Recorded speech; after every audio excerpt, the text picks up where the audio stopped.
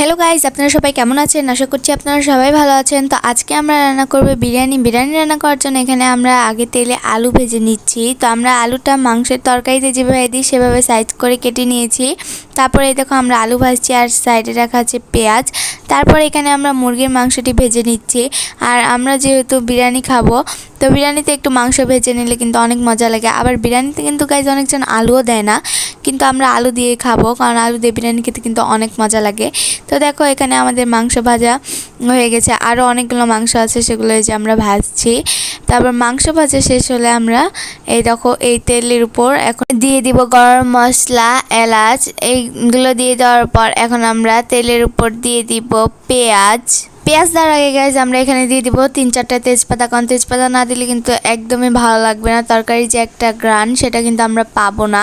তো যাই হোক এখানে এখন আমরা দিয়ে দিব পেঁয়াজ, কুচি করে রাখা পেঁয়াজ। আর এখানে কিন্তু পেঁয়াজের সংখ্যাটা একটু বেশি হতে হবে, কারণ পেঁয়াজ দিয়ে আমরা যে বিরিয়ানির মাংসটা রান্না করব, তরকারি সেই তরকারিটার গ্রেভিটা কিন্তু একটু বেশি বেশি হতে হবে, যেন বিরিয়ানিটার সাথে মিক্সিং অনেক সুন্দর হয়। তো যাই হোক এখানে আমরা সুন্দর মতো করে পেঁয়াজ ভেজে নিয়েছি। তারপর দেখো আবার ওই চুলাতে আমরা আলুও ভেজে নিচ্ছিলাম। তো এদিকে আমাদের আলু ভাজা প্রায় কমপ্লিট। এখন আমরা যে পেঁয়াজ ভাজছি সেটা হালকা আঁচে ভাজবো, বেশি আঁচে ভাজা যাবে না। তো আমরা এই দেখো সবগুলো আলু ভেজে নিয়েছি।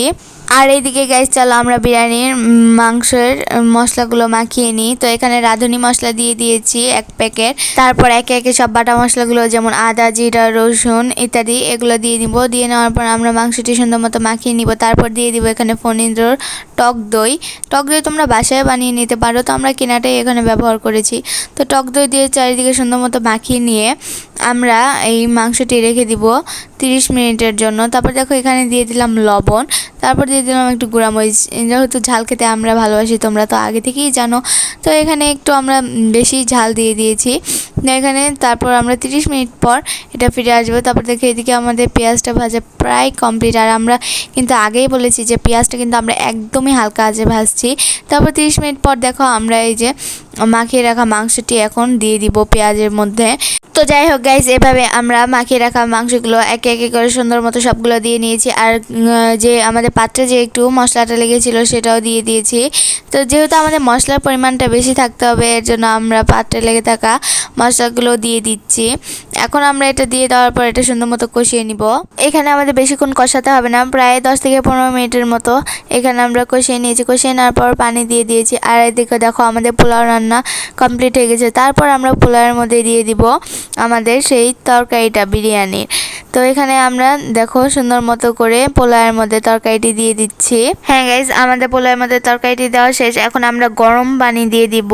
এখানে কিন্তু ঠান্ডা পানি একদমই অ্যাড করা যাবে না। তো এখানে আমরা গরম পানি দিয়ে চারিদিকে সুন্দর মতো নেড়ে চেড়ে সবগুলো একসাথে মিক্সিং করে আমরা এটা ঢেকে দিব দমে একবারে 30 থেকে 40 মিনিটের জন্য। 30 থেকে 40 মিনিট পর ফিরে আসলাম। দেখতেই তো পারছো গাইজ যে কত সুন্দর লাগছে।